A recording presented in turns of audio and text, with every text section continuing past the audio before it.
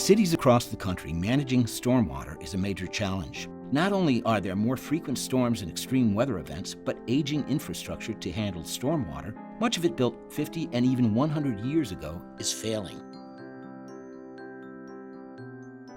The problems are many. Traditional gray infrastructure is not as environmentally beneficial as it could be.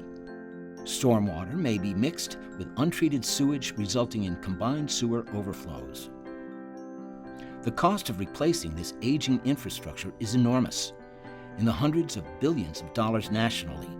The cities like Chicago are now seeing different kinds of microburst precipitation in the urban core of the city, far from, say, the waterfront. And it's overwhelming sewer systems and green infrastructure systems.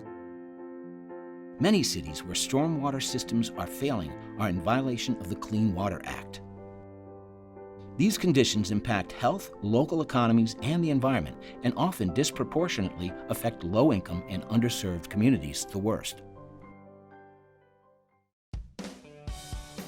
Green infrastructure can replace gray infrastructure, often at a significantly reduced cost with less environmental impact and in a way that improves community health and well-being.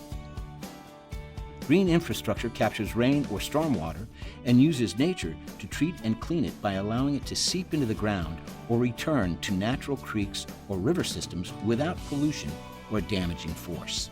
One of the primary environmental benefits, thinking of green stormwater infrastructure, is reduced flooding and also better water quality. Green infrastructure using plants and other vegetation to cleanse runoff from urban areas.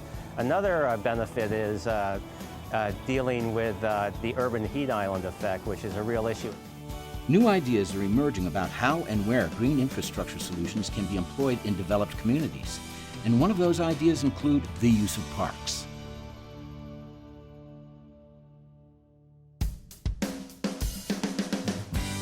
The notion of using parks for green infrastructure and stormwater management is not only an efficient and effective use of publicly owned land, but it brings many other benefits as well, particularly in low-income and underserved communities. Additionally, people in these communities are less likely to be informed about solutions and more likely to feel as though they don't have a voice to address them.